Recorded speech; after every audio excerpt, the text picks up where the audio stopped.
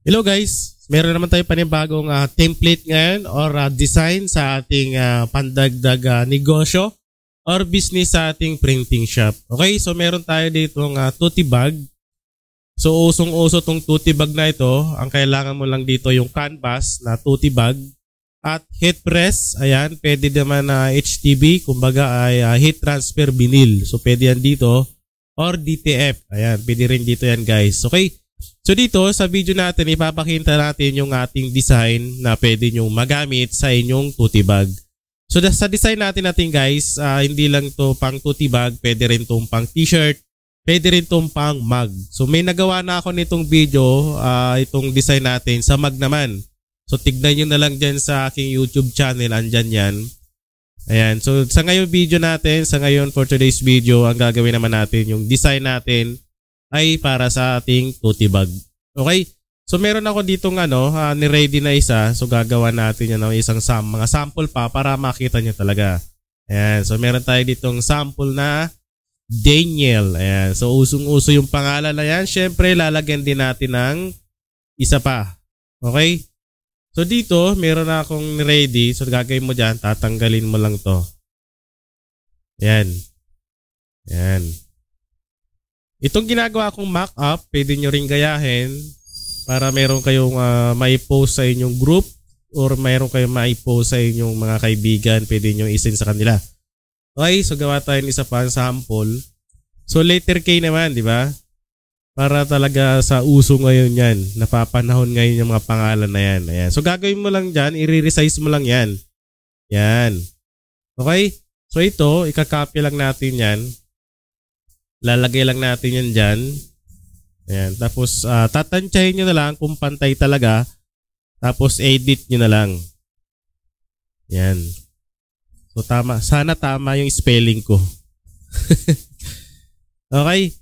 Ayan. I-center nyo na lang siya. Tapos kayo na bahala mag-size kung anong size yung gagawin nyo.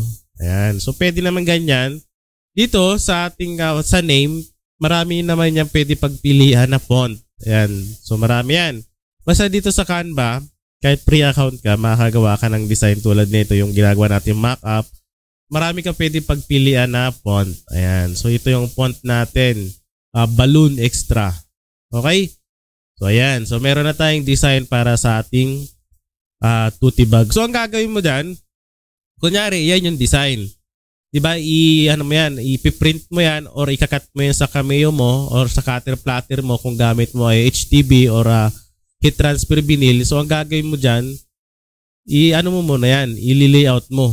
Kasi hindi mo pwedeng i-print yan kasama yung tote bag. Mock-up lang itong ginagawa natin. So gagawin mo dyan, parang ganito yan. Yan, so parang ganyan yan. Diba? So, ipiprint mo yan sa DTF or sa Cameo 4 o kung ano may cutter platter na gamit mo, yun yung gagawin mo dyan para makatong kulay black na yan. Okay? So, yan yun. Ayan. Itong ginagawa kasi natin ay mock-up lang to para sa ating tote bag. Ayan. So, marami to guys. Marami itong natin, A hanggang Z yung ating letter. Okay? So, nin-upload ko kasi yung iba dyan. Ayan. So, naka-transparent ito. Mamaya, ipapakita ko yung files, kung ano yung mga files na pwede na gamitin. Nasa isang folder kasi ito yung magkakasama. So, ipapakita ko yung mamaya. At kung sa inyo pwede makuha yung design natin para sa ating tote bag. Monogram ang tawag dito eh. Ito. Floral, yung alphabet na monogram. Ayan. So, ABC kasi hanggang Z. Ayan. Ayan, no? Diba? So, pwede rin to sa mug, sa t-shirt. So, bahala na kayo kung ano yung gagawin nyo dito sa design natin pag nakuha nyo. Okay? So, ito kasi yung video natin para lang sa tote bag. Ayan. So, maganda to sa tote bag, guys. Ayan, no? Ganda ng output niya, diba? Lalo pag nagawa mo na yan, vinyl or DTF, pwede dyan. Okay? So, ito yung ating mock-up para sa ating monogram design na tote bag. So ipapakita natin yung mga files kung saan nyo nga ba at kung ano nga ba laman ng folder. Okay guys, so ito yung folder natin. Dito sa folder natin meron tayong 4 na folder din. Ayan. Okay, so meron tayong SVG. Ayan, so ano yan? 27. Dito naman sa PNG na ginamit ko kanina, yung walang background. Okay, so 26 yan. A hanggang Z. So, kompleto yan. So, dito naman sa JPEG. Ayan. So, kompleto din ito. A hanggang Z din. Ayan. Tapos, meron din tayong EPS. So, gumagamit ng ganitong files, meron din tayo niyan. Okay, so di ko alam kung ano yung EPS. Baka Photoshop yan. Okay, so di kasi ako gumagamit ng Photoshop. Puro Canva lang. Okay, so ito yung laman ng folder natin pag na-download mo itong files natin. So marami ka pwedeng pagpilian dyan. Yung files guys, dito mo makukuha yan or dito mo madan-download sa Google Drive natin. Okay? Kung nakapag-avail ka sa akin ng Google Drive, dito kasi sa Google Drive natin, ang daming pwedeng files na pwede mong i-download. Okay? So andito nga yung natin, Flora Alphabet Split Monogram Mag Design. So hindi lang pang mag, pwede lang pang tote bag at pang t-shirt. Okay? So, ang dami dito yan guys. Naka-promo yan.